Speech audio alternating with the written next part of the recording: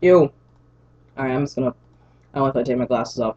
Um, we'll talk about my day's adventures in another moment.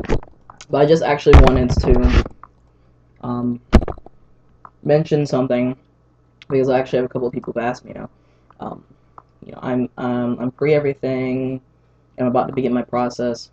Whether it's just dress, mannerisms, name change, social, or they start talking about the chemical change in particular. Um, and I'm either really interested in someone, or I'm currently dating someone, or I'm married to someone, or I've been in a long relation, all that other stuff, right? So the one piece of advice that I definitely want to make sure I gave ahead of time is, if you're pre everything specifically, but in general, you should definitely seek some kind of like marriage counseling. If you're married, you should some kind of couples counseling. And if you're talking about you're married, and you're considering transitioning, especially medically transitioning via hormones, go to the counseling and the therapy for yourself, and then for you as a couple. Because the hope is that this person probably knows that you want to transition, and if they don't, then you probably really want to get to that point where they know. But if you can create an understanding and a friendship before the effects of hormones and before the effects of transition, where you can reconnect as just friends, or as just as people, as just as one to one, regardless of loving status, it'll help you create a friendship between the two of you. So that once you get closer and closer to the actual medical transitioning, or even just physical, the full transitioning process, it'll make it easier a little bit. And transition is never easy, but it's like if you start transitioning when you're on shaky ground with someone, not only are they going to feel, from what I've noticed in my family, they're going to already feel confused, because this is the person that they have basically pledged their life to if they're married, or have been in a relationship with, or talks to, and now sometimes they feel betrayed, they feel confused, or they're like, I'm not interested in dating someone of the same sex, or I'm not interested in someone of the opposite sex, gender, whatever. So you run into this situation where they do also feel things to consider. And if you're talking about you have a family life where it's, you guys are heavily involved in each other's families, or you have children, or, you guys work together, something like that, if you can recreate and solidify the friendship as you talk as person to person first, before any medical stuff is brought into it, or the burdens of the actual transition, and get on at least a positive ground. It may not be the best ground, but a positive footing.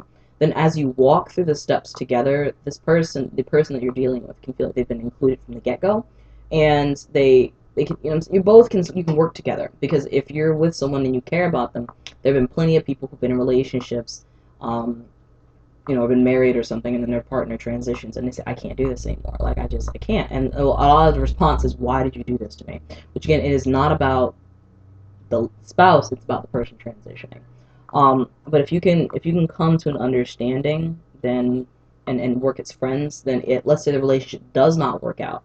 If you have a basis as a friend, a very strong friend basis, where you can divorce the full effects of the actual romantic relationship, then if you do they realize, like, I can't do this, and then you're like, I I can't either, or something like that, then it makes the leaving, the separating, the divorcing part much, at least not maybe much, but easier, because you've recreated and solidified a friendship.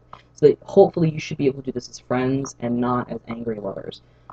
Because they're like, oh my goodness, you betrayed me and I have no idea what's going on. If you include them from the get go, then you can have the chance to grow together. And it is something I am concerned about with some people that I know. They'll be like, I've been in a relationship with so and so for my boyfriend like a year and a half now, and I want to tell him that I'm transitioning.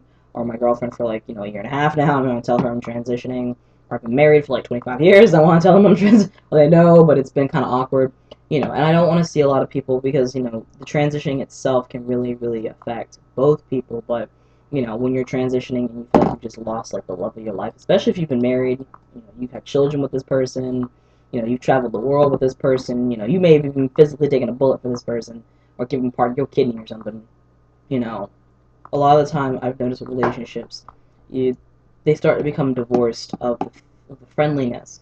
You become like, this is husband, this is wife, this is husband, husband, wife, wife, partner, spouse, whatever. But you lose that this is also my friend. And when it comes to that transitioning, it's like, I will need you to understand me as my lover, but at first I need you to understand me as my friend. And I mean, there's a time where you're like, I need my husband or I need my wife to help me through this, because it's such a really strong personal journey.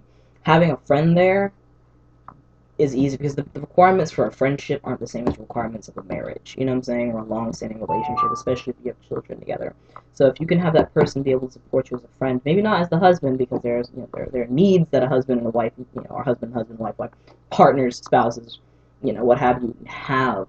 But if they can learn, if you both can learn to rekindle a friendship, that's a better starting point than awkward couple that doesn't know where each other is, and then somebody feels left out, or it's the you don't understand, and the person's like, oh, I don't understand, or I don't want to understand, I don't want this to happen, or you're like, I don't even want you involved in my life, if you can get it adjusted ahead of time and become friends at least, then if you know that the relationship is going to eventually split, at least then you hopefully have a friendship that you can be cushioned on, so that it's not a bitter, angry divorce or a bitter, angry breakup. It's two people who have now realized that they're better off as friends than lovers. So that's just my quick little session, and I hope some it helps you guys.